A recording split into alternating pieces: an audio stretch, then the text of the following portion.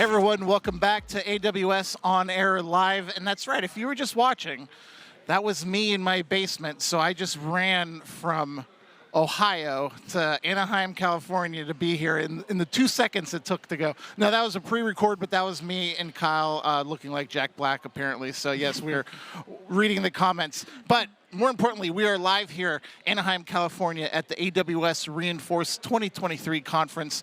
I'm one of your hosts, Jeff Marushak, a senior solutions architect for our DoD Air Force team, and I'm joined with Ilana. Ilana, say hi. Hi, I am also here. I'm a senior product manager with the AWS Launch Marketing team, and we have a guest with us here today as well. Kaustubh. Kaustubh, please introduce yourself. Awesome. So, hey everyone, my name is Kaustubh Phatak. I'm the product manager on the AWS WAF team. Excited to talk about what we launched yesterday. Yeah, so WAF, let's just stop right there. WAF is Web Application Firewall. Can you give us just a brief overview of what WAF is? We'll start there. Yep. So AWS WAF is a web application protection service. So we protect web applications and APIs against credential stuffing, against DDoS attacks. So it helps protect layer 7 traffic against security. That's why I normally ask what layer, but so WAF layer is 7. Layer 7. All right, perfect. And so what are we here to discuss? A new feature of WAF? Yeah, so we're excited to launch account creation fraud prevention that was released during the keynote yesterday.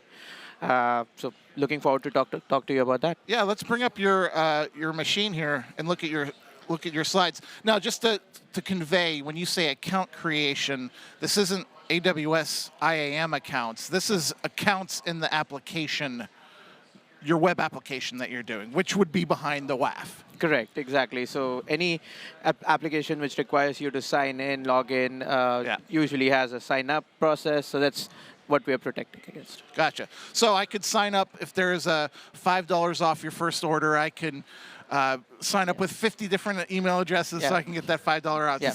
Is this what fraud protection is going to help guard against? Exactly. Yeah. Right. So that's one of the use cases. We also see that attackers use fake accounts to carry out credential stuffing attacks and credit card verification attacks. Yep. So create an account and misuse it. That's the whole context, and that's what we are trying to protect against. Perfect. All right. So let's talk a little bit about fraud prevention overall before we jump into the feature. So the first thing to cover is enterprise fraud prevention is challenging. It's always been a challenge. Doesn't matter where you're hosted, on-prem, multi-cloud, AWS, anywhere else. It's always been a challenge, and the challenge keeps on becoming even more difficult through advancements in software such as Selenium, Puppeteer, other such automated software. So let's double-click into some of the challenges that we see with customers. So usually what we begin with is the high complexity of getting the solution in place, right? So we have most of the customers begin their process with some sort of a manual process where they have reviewers that are manually verifying certain things in the requests to make sure those requests are legitimate or not. You usually require some sort of an architectural change. There will be an introduction of a human step before you approve certain accounts. Which slows things down, unfortunately. Yep, exactly. And is expensive. Yeah. And it's expensive. It's error prone. It's not real time. Customer has to wait before they get access to the account. And just to top it all off, not all information is available with them. So we are making a maybe correct decision through an automated process, which takes longer to implement. So it's not a fun experience for the customer. Gotcha. The other thing that we usually see where a customer moves from the custom approach, to having human reviewers, to an automated process, which typically involves one of the two things. They do some sort of a data analytics engine, which looks at different types of data and analyzes it. Or if they're a little bit more sophisticated, they usually have a machine learning model that spits out a score, and then they base everything off of that. That is also challenging because, to give you an idea, incorrect labeling is one of the biggest reasons why machine learning models fail. So if your training data is biased, or if you don't have enough difference between the data that you're training on, that can lead to garbage in, garbage out, essentially. Right? So And knowing that there's bias is hard. So, yeah. And then even if you like figure that out, like the training time involved to get the model up and running, and then as the vectors change, there's new data coming in, and you're like, okay, so you need to do retrain the data. So it's a continuous process that really doesn't give you a lot of benefit. It just keeps on churning, and you have to retrain it every 3 months. Not a fun experience for the customers. Yeah, now, that whole retraining and the expense of ML, I think it's one thing if it's towards your business case, like your product, something that's what your business outcome is. But fraud detection, that's just something else that really probably has nothing to do with your product, your business. So it sounds like this is allowing customers to focus on their business and less on fraud detection. Yeah, and it helps with the top line and the bottom line because, like, I don't have the slide here, but usually we see anywhere from 8 to 10% of revenue loss due to account fraud. Sure. So, like, in this area where we are seeing a lot of churn in terms of startups and etc., I think it's especially important in this segment or in this time frame to focus on getting fraud down. That way, your revenues and margins stay up. Yeah, I mean, I joked about signing up for a bunch of 10% off your first orders, but that adds up, and that's a problem. Awesome. And then lastly, like the whole thing with privacy, right? So if you operate in different regions of the world, there's like different privacy laws. So all the labeling that you do needs to be stored in a certain way. So that just, like, we have customers who have tried to implement fraud solutions and take year or even more than years to implement it correctly. So, and then some of the other challenges is like the high cost and the lock-ins. So most of the vendors out there require you to like put in high capital investment upfront, do like a minimum spend per month, per year, whatever, and then we have the punitive contracts to top it all off. So if you're not satisfied with the solution, well, you're just stuck with it, right? Yeah. You cannot just back out of it until your contract ends, or you end up paying a lot of fines. So that's some of the challenges that we're looking to address through our offering. We want to make it easy to integrate. We want to make it quick to implement. And we're introducing tiered pricing so that you don't get into the whole stuff about, oh, hey, I have a 2-year contract. You can just continue to use it. If you don't like it, you can just move out. Pay as you go. Exactly. Yeah. There's a lot of appeal in that, for sure. All right. So, I mean, just happy to introduce account creation fraud prevention. So the use cases that we're trying to protect against is promotional or loyalty abuses. So create an account, get your $5. Yeah. That it also helps against phishing attacks. Downstream fraud, it's just another way to say the credit card verification attack. Once you create the account, there's different attack vectors that open up. So you can do that. And then we help block against excessive signups from bots. The way we do that is like through a multi-layered approach. So we have 3 layers, essentially, to protect against these type of attacks. We have client interrogation or device interrogation step where we enforce token acquisition. The second step is the reputational-based systems. And then the third step is the behavioral analytics, where we're tracking the usage of a customer or a user through different sessions to identify whether they are showing the right traits when it comes to, we are creating baselines and some other stuff with machine learning that allows us to say, hey, this user was behaving in a certain way and is now behaving totally different than what we are used to. So all of that becomes a signal that customers can use to potentially block that. Okay. Makes sense. So just before we jump to the demo, I think the AWS Fraud Control is our offering to protect against account fraud. So we have 2 versions of flavors of that. The account takeover prevention, which we launched last year, and then the account creation fraud prevention, which we launched yesterday. And the whole goal that we want to do is we want to democratize advanced capabilities and make it available for customers of all sizes, industries, to protect against account fraud at scale. Yeah, I'd really like to see this in action, or you to do some of this, because when I think of WAF, I think it's a firewall, and you create rules like you can do block lists of IPs and regions, and you're doing layer 7 stuff. This sounds like it's like at first glance not layer 7 type of stuff. So I'm excited to see how this fits in with WAF.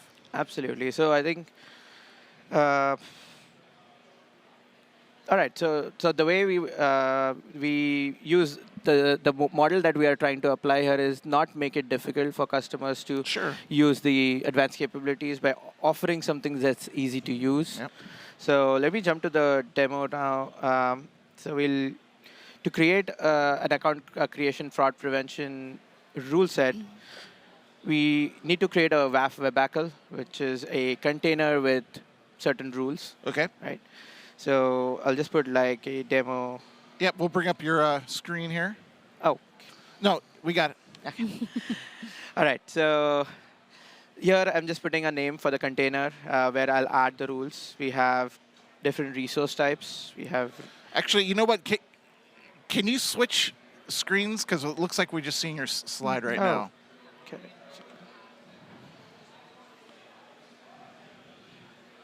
Okay, there we go. Yeah, I got my producers in the ear. Awesome, thanks.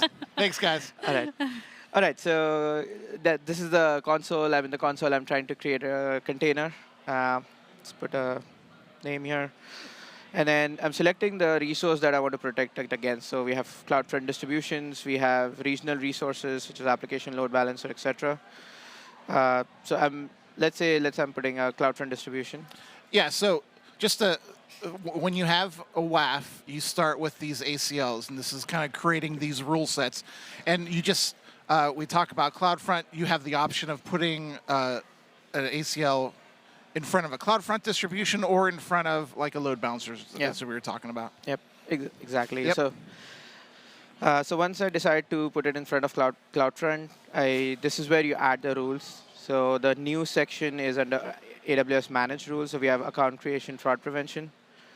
Okay, can you go through some of the ones that were here before, just so folks get an idea? Yeah.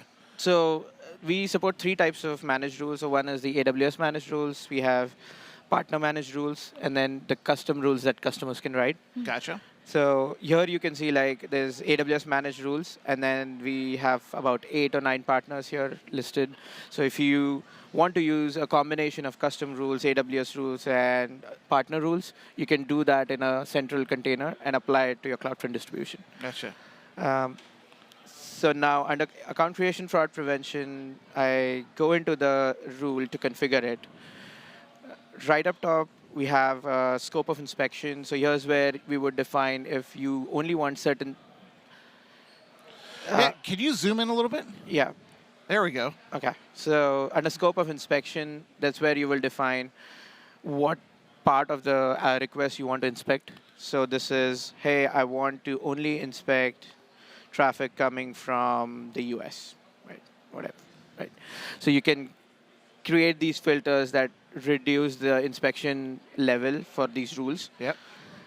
Once you decide that, that's where you would go under rule group configuration section. So here's where you will tell us, hey, on my website, if you go to /registration, that's the landing page for signups. Okay.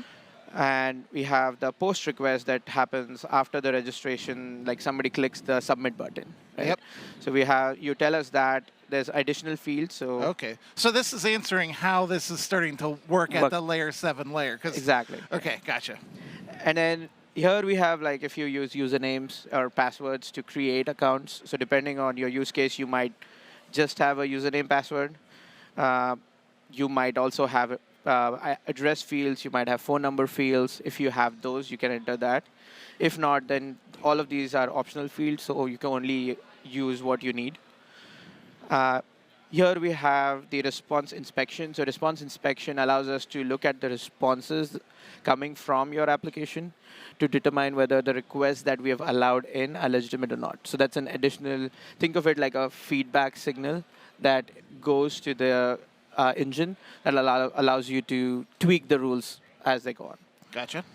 In this case, I'll just leave it blank, but in this section is where all the rules exist. All rules have an action associated to it by default. You have the option to override any of the rules. And then I won't go into the details of the rules because it's there in the documentation, but each rule has a certain thing that it does, and you can look into the documentation to learn more about that. Okay.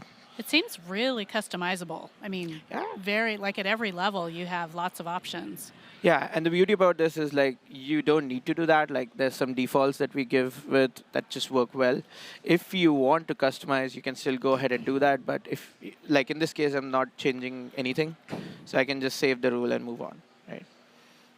Yeah, it seems like the most in-depth thing you will need to know are those posts, the exact URLs that's going to be the result of someone creating a new account with your application. Yep. All right, so once the rule is added, we add it to the webACL. I'll just keep it one rule for now. And then we just, I mean, this is basically the same thing. So yeah, I just have one rule. If I have multiple, I can set the priority of the rules. Here's where I can enable like CloudWatch metrics and sample requests for visibility and monitoring purposes. And then just a summary page where we create that webACL. So now, for this particular webACL, we have this rule. So whenever any request comes to the CloudFront distribution, it will be analyzed by this particular rule. And then they have to satisfy the rules that are there in this rule set before they can access their backend application. So what will happen if it sees that there is a problem? Will it just block that request, or will it? Can you define what happens, or? Yeah. So talk about that. Yeah, absolutely. So where we were configuring the rules, there are some default actions. So WAF supports allow, block, count, capture, and challenge actions. So based on how you want the customer experience to look like, if you want to throw a capture instead of block, you can do that. There are certain defaults, but you can always customize. That's a good idea. Like, okay, the first line of defense, let's not do captcha until this maybe sees there might be a problem. And so let's throw it in if we do see a problem.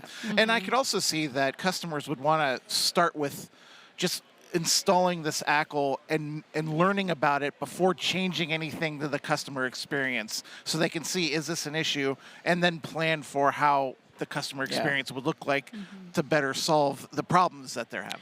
Yeah, and that brings up a good point. Like the way you would want to implement this is to put everything in count. Yep. And then just see what happens through logs and dashboards. And then once there's enough data to make a definitive decision on, hey, now we have the confidence, we can then move to challenge, capture, or block actions. Gotcha. So that's the demo piece. I do want. Is there any findings you can see? Like, can we generate a bad one, or is there? Do you have some previous history of bad requests? I was just curious. If not, that's fine. Yeah, I don't have it. Let me. No problem. Yeah. So quickly jumping to the presentation, and let me know when you can see. Okay, there we go. There we go. Like we did the demo, I did also want to cover a little bit on the pricing aspect of this. Well, that was one of the challenges. Yeah. We wanted to have pay-as-you-go tiered pricing. So how does this work?